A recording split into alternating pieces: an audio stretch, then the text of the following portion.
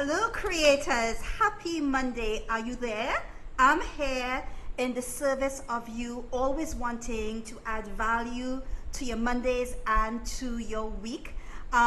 So today is going to be super exciting. I don't know if you had a chance to see the promo, but I said that I particularly love today because of the questions that I got during the week. And hold on, I want to clap up a couple of people who submitted questions. So today I'm answering questions from Charmaine Trotman, Nirupa Chedi, Marilyn Edwards, Kimo, of course, is regular, and Jennifer Powers. So we have all sorts of interesting questions about growing a brand and a business. Happy Monday. Yay, everybody's on. Thank you so much. Don't forget, I love to know who I am talking to. So if you are here, leave me a hello, wave hand emoji, just so I know I am not talking in a vacuum. Every single Monday, I show up here in the service of you. It's actually one of my favorite times of the week to connect with you and share with you whatever little nuggets of wisdom that I have. And as I keep saying, if I don't know, I will ask an expert or bring on an expert so that you can have your questions answered. So let us jump right into it with the first question. And the first question is a pretty interesting one because I know most of you grapple with this. So hello, Nirupa, I hope you're on because the first question comes from you. And you asked how to get more interaction from your tribe. I am posting stuff which requires a response, but I am not seeing the responses. And that is an awesome question because I am going to answer your question with a question of my own, Nirupa. I am asking you, are your current followers your customers?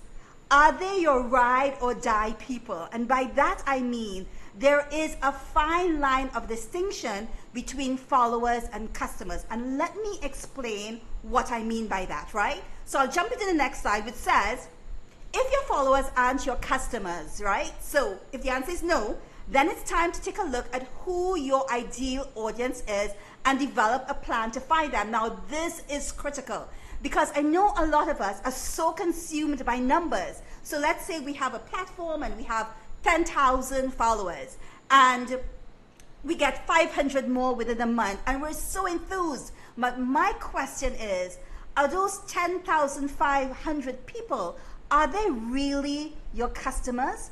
Are they following your account for a specific reason?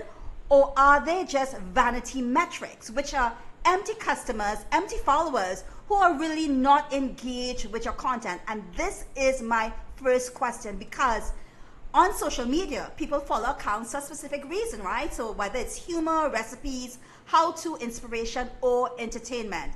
And you really need to determine who your audience is, what you want to be known or followed for, and then blend the two, who you are, who your audience is, what you want to be known or followed for, and then blend the two of that. All of that, you have to like mix it up in a callaloo pot, in a pilau pot, in a good stew curry. You have to mix all that up to encourage people to be your true customers, your true followers, people who are interested in what you have to say. So I'm going to give you an example of that, right?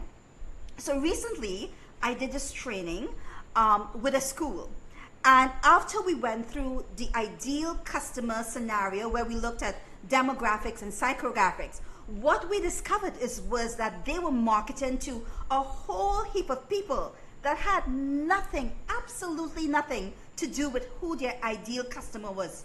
And when we nitty-gritty that, I think I'm making up a new word, we recognize that their ideal customer was a young man between the ages of 18 to 25 who lived in South Trinidad, sometimes deep South.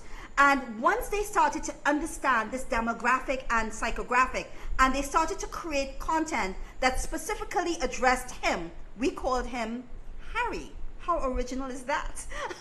We called him Harry. But once they started to create content to to address Harry's specific pain points, his specific needs, his specific pleasure points, they started to see an increase in the number of Harrys who followed their account, which means they were getting customers, not their ideal followers. I think, Nirupa, when we have an account that's full of ideal customers, we get engagement because we know how to add value to those customers. We know how to speak specifically to their pain points. We know how to engage with them. We know how to pitch to them. We know how to talk to them. We know how to connect with them.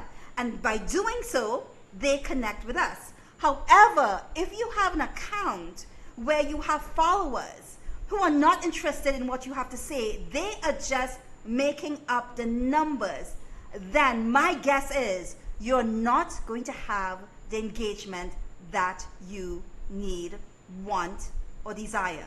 So here is a second point, Nirupa, that I will end with. And it's another question that goes directly to the heart of your question. Are you giving out the kind of engagement you would like to get? Because basically, this is the law of reciprocity. So I like to think of social media as the cocktail hour of the internet, right? You go into a cocktail hour in a party, you can't be shouting in an audience to somebody to get your drink if there is no one there. You cannot be shouting for your drink or your specific cocktail if you are not engaging, the room is empty, you're walking around, right? Nobody's going to clap back at you. So what I want you to do, Nirupa, and here is my secret sauce that I keep stirring around, right? I want you to go and engage with the people who follow you, who are your ideal customers, the ones that matter. So people leave a response on your page. You actively need to leave a thoughtful and considered response to their question or their remark to you. Then go actively look for those ideal customers on your pages and then look at what they're posting. Like, comment, share, engage, connect with them. What's going to happen is because you're doing so frequently, remember the name of the game is consistency. Consistency, right? You've got to do that consistently all the time. And I bet, having identified your ideal customer, having engaged with them on a consistent basis, what you're going to see is that your page is going to start to get the engagement that you desire. Boom, drop the mic. Does that make sense at all? I hope it does, because I want to jump into the second question. And let me know if, hi Marilyn, I hope you are online because the next question comes from you. So your question is, how can I develop that self-awareness to understand what is the best communication route for my business? So that is a really interesting question, because, you know, I used to think that self-awareness, self-love, and self-care was really important, and it is. But I've since come to the realization that really what's important is self-awareness when it comes to using social media. And self-awareness, like Gary Vee says, is your greatest asset, because it allows you to know what you are strong at, what you are best at. And it allows you to double down on that while kind of coming to terms with the things that you're not so good at, that you don't like to do.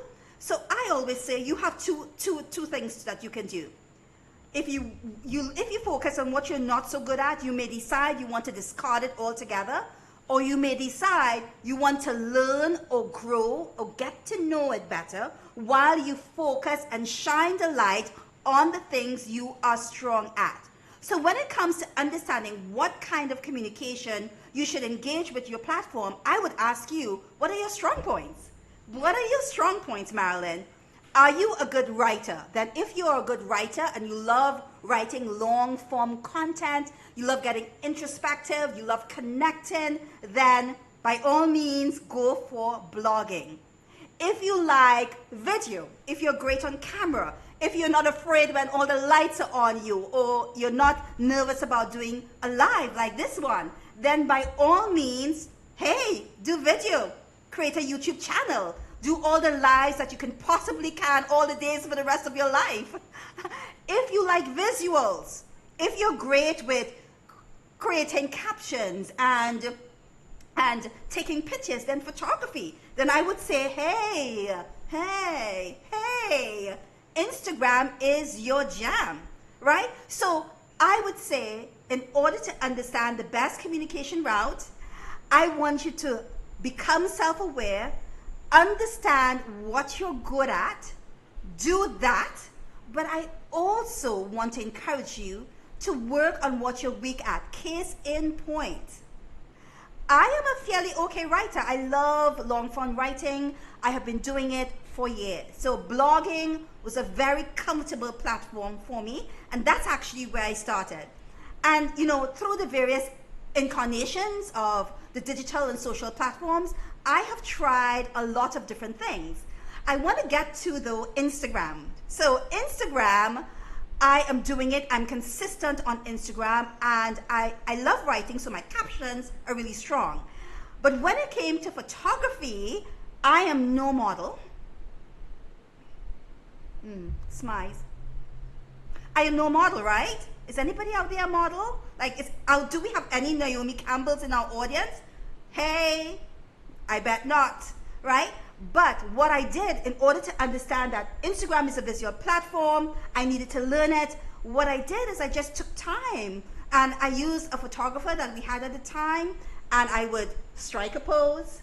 I would try to use my face and my body to tell stories. And after a year of doing that consistently, I am better. I am no means great, but I am better. And I use that example to say to you, when understanding your communications route and developing the self-awareness to know what is best, focus on what you are good at, but at the same time, take some time, if you want to understand the different platforms and understand how you can grow there. Hey, Jamie, you are saying photographer. Do you mean, Jamie, that you are good at photography? And if you are, then blogging, Instagram, all of those platforms are really good for your skill set. So thank you so much for your question. Oh, don't forget, I should say it right here. There are many ways you can join the conversation. You can leave questions, and I will see it in real time. Or if you are watching this long after the live is over, please leave a question for next week. While I am chatting with you, something may come up as a trigger, and you may like to ask a question about it. So clap up, Jamie, for asking a question, and thank you so much for being here on our live. So I'm going in this actually, you know, I loved all the questions, can I tell you how much I loved? They were so varied and diverse. But Charmaine, I have to tell you, you got to me with this one. This was a particular favorite of mine, because, somebody saying, before I get to Charmaine, somebody said, I just created I lost that comment. So I'm going to jump into Charmaine's post. So Charmaine asked, I have noticed that people are doing their posts in the form of a story and gaining traction. However, not sure if that leads to sales. How can storytelling, Charmaine, I love you. How can storytelling help my business? I find them lengthy. So is it that persons are now spending more time reading, I think you mean by social media posts. So I thought that this was such a brilliant question. And I want to shift the conversation, right? Charmaine, if I may. When you talk about captions leading to more sales, I want you to shift your thinking. And I want to tell you that captions, long form storytelling, is leading to more connection. These platforms, even though some people are doing phenomenally well in sales, and they are our heroes and heroines, right? We want to be like them. But I want to say, if you're starting out like most of us are, it is about connections. It is about adding value to your tribe. It is about them getting to know you, to like you, to trust you, and boom, you can sell to them. But it does not happen overnight, Charmaine. So if you kind of re-engineer your thinking and think about captioning as a way of connecting and building community, and of community then based on the trust factor, being able to say, yes, I am interested in what Charmaine has to sell. Let me take a look, a second look, a third look at what she's been telling me about her goods, services, and products that she offers to the world. And in that case, then it all makes sense to think about these platforms as marketing engines, because they are. But you can't have an engine without the oil. Boom. You can't have an engine without the oil, and your oil is storytelling, because storytelling adds value. Storytelling is about education, and I love the fact that as small businesses, we can use these platforms. You know, they're basically free of charge. We're sitting at the table. We're ordering all the food we want. We're having a big spread, and all of it is for free. For free. So I am not going to diss the table that I am sitting on. I am going to connect. And I want to tell you that once I read captions that tell stories, captions that are able to build understanding, captions that allow me to see a brand in a specific light, captions that entertain, educate, inform me. Now, I want to tell you that not every single caption has to be long.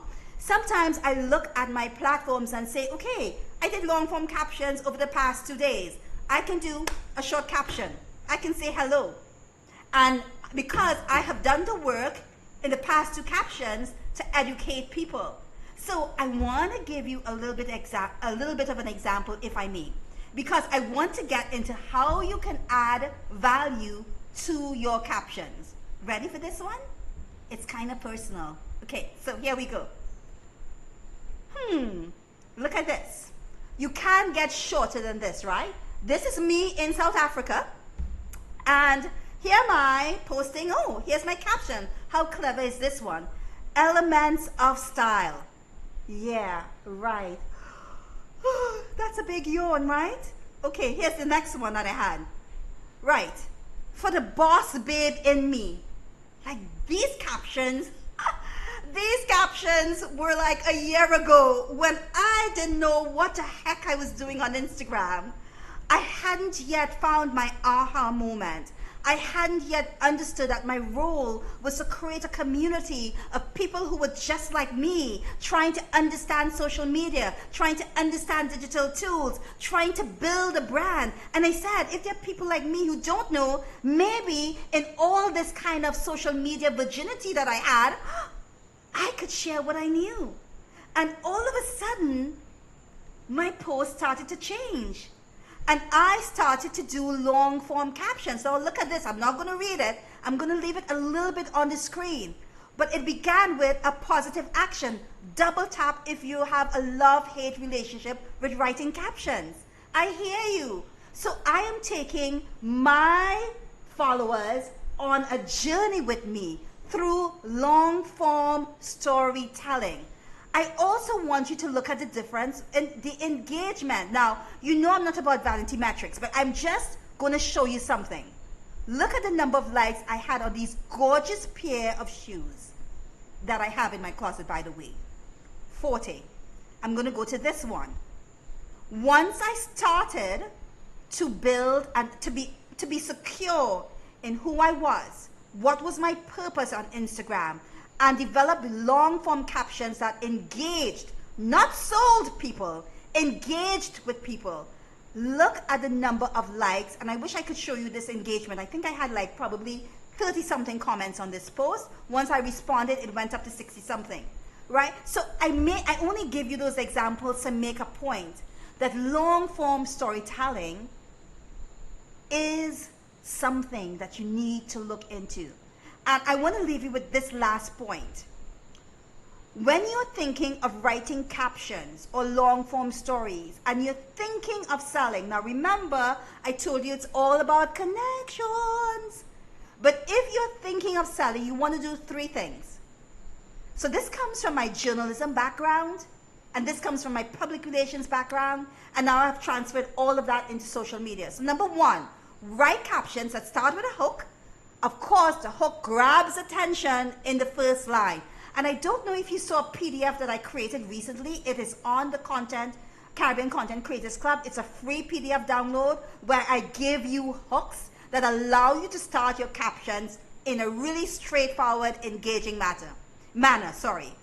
You want to follow up that hook with an insight, keeping in mind what you want your page to be known for and to be followed for. So you're not concerned about followers, you're concerned about customers. The third point is to include, and I can't tell you how many posts I see that don't include a strong call to action, particularly if you're engaged with getting people to understand what you're about with the idea of selling to them, connecting with them, and then selling to them. So you have to have an invitation for followers to do something like visit your page or sign up for an email or newsletter or hop onto your page to see this particular good or service that you have, or to check out this video that tells them about how they can use your product or your services. So it's really crucial, Charmaine, and I told you I love your question, right? Because I really, really do.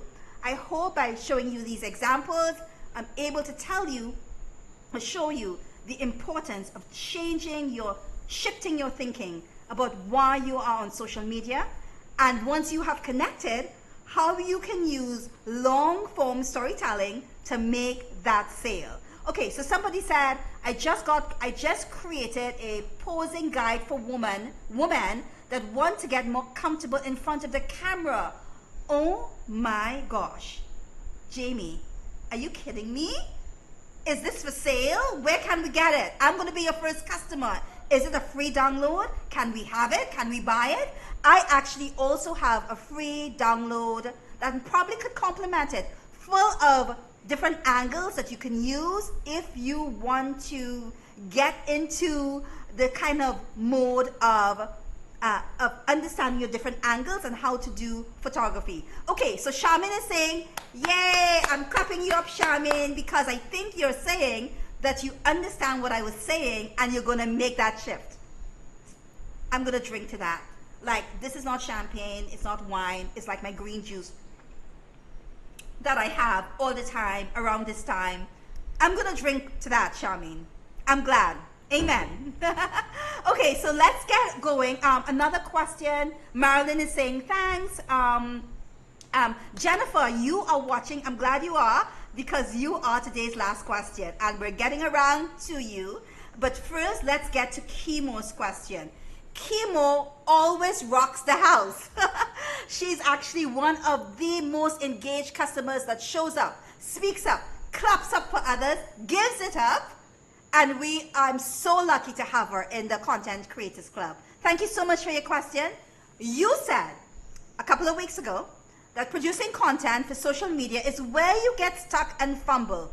Content, you say, is an ever-ending, I think you meant never-ending tank that always needs to be filled with repetitive ideas can get boring. I feel I'll run out of things to say and do. When I look at the landscape, though, I see a lot of repetition.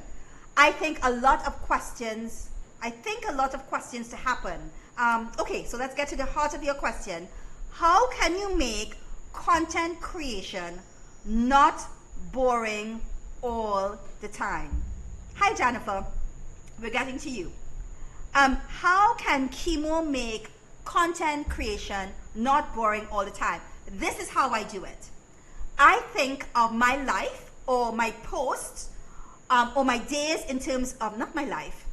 My life can be categorized, can it? The days of the week in terms of buckets, in terms of categories. Now, where people get stuck is that they stick on the categories. Let me give you an example, because you know I like to do deep dive into examples, because I really think examples are how you draw out an experience. So on our page, which is Forward 40, or even on Caribbean Content Creators Club, I'm now starting to develop that, right? I have Motivation Monday, Travel Tuesday, Wellness Wednesday, Throwback Thursday with our serious question, Fashion or Food Friday. I go back to doing a Saturday, I have a special post on just like a good morning, and then Sunday we release our newsletter. That's my content. But people just think of those broad categories, and you have to think of categories that suit your business. But I also think that we have to think about subcategories, because that's where the magic happens. So if I'm thinking about Motivation Monday, I could think, should I put an exercise video? Should I put content on getting started for a weekday, sorry? Do I post content on faith? Today I had a post on Forward 40, and I asked God to bless us all in our businesses as we moved forward, and that's getting a lot of traction. Do I post on what I'm having to start my morning that will fuel my week? So do I post about my dog? And my dog just had babies. And do I post how taking care of these babies is putting me in all sorts of a different space and making me so happy, and that happiness is going to transfer into my business and how I interact with my team and so forth. So when you think of your content in terms of categories, and then you divide those categories into subcategories, I'm going to do a deep dive. We're going to swim around in the ocean, right? We're going to do all of that when it comes to looking at developing content over a period of time. But also, I want to say to you that do not forget to use IG stories to create excitement and buzz in your community about what's happening in the instant. Don't always feel that your feed is the be-all and end-all, whether that's on Facebook, whether that's on even Twitter, whether that's on Instagram. Do not feel that your feed is the be-all and end-all. If you are living an exciting dynamic, and it doesn't have to be you're going out to a party every night, because come on, we're a little bit older, right? So it doesn't mean that at all, but it could mean that you are going to visit your parents, or you're going to the market, or you're going to buy a new pair of shoes, or you're going to lead a workshop, or you're going to end up going to see a client. Whatever that is, whatever your life is, whatever mundane stuff you're doing is actually going to excite your audience. Because the reason why they're following you is because they want to understand your world. Don't ever forget that. So don't only think of your feed as the way you create posts that excite. When you go about your daily life, document it. You should actually be doing 7 to 15, here's the challenge, 7 to 15 stories per day, at least 5 times a week. So, okay, so somebody says, I have a free art class and I provide all the supplies, refreshments, finger food. Also, I give a completion certificate, but many don't follow to the end of the 10 weeks program. What can I do to encourage them to stay at the end? Okay, so I have to ask you a couple of questions about that. Is this an online course, right? I need to know if this is an online, no, you say you provide supplies with refreshments and finger food.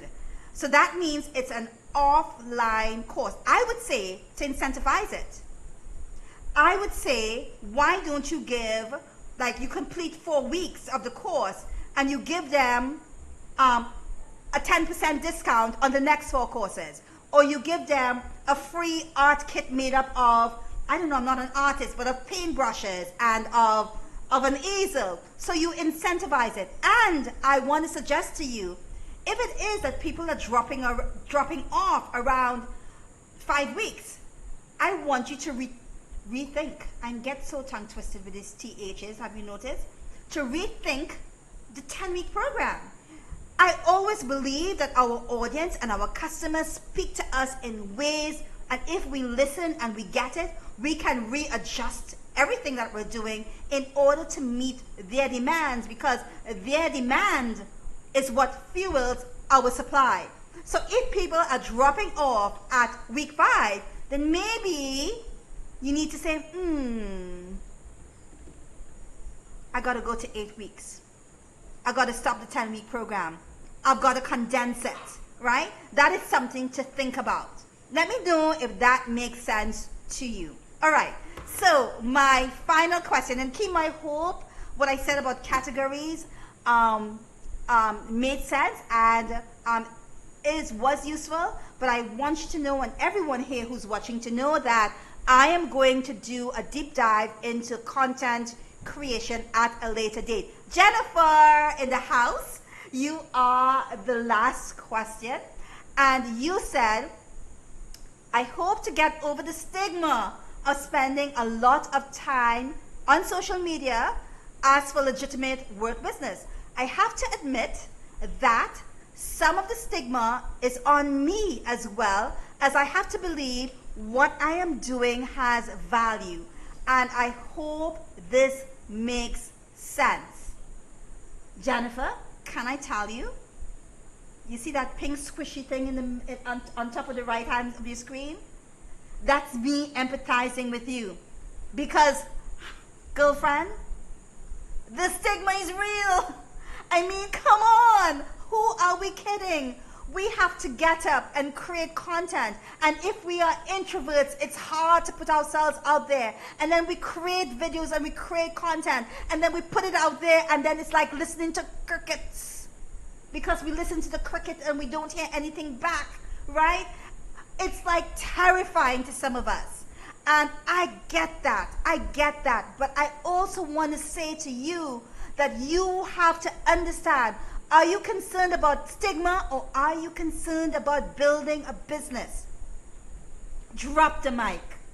Because I am sure your answer will be, you are concerned about building a business. So you've got to gently ease into it and get over the frustration and the fear and the anxiety you feel. It's not going to be easy, but you've got to do it if you want to build a business. And most importantly of all, you have, Jennifer, to let go of the idea of perfection